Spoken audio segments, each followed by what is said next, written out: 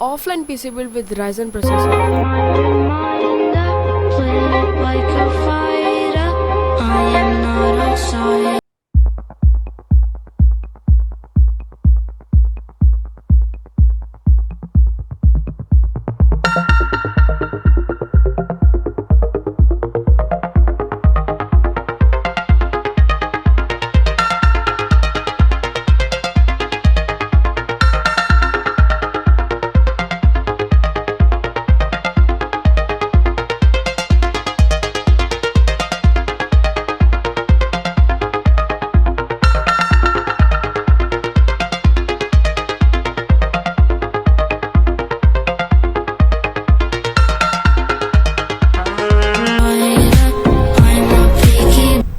ये offline computer के parts Ryzen processor हम यूज़ करने वाले हैं AMD Ryzen 5 5600G गीगाबाइट का हम मदरबोर्ड यूज़ करेंगे B450M DS3HV2 जियोनिक्स की हम 256GB M.2 NVMe कल लगाएंगे T-Force की DDR4 16GB रैम लगाएंगे फिंगर की 500 वॉट्स की पावर सप्लाई यूज़ करेंगे और पेरिफेरल्स की बात करें keyboard mouse enter ignite pro combo use करेंगे हम मॉनिटर की बात करें एंटर EMO A03 यूज़ करेंगे 22 इंचज़ का कैबिनेट NT स्पोर्ट्स का ICE 130।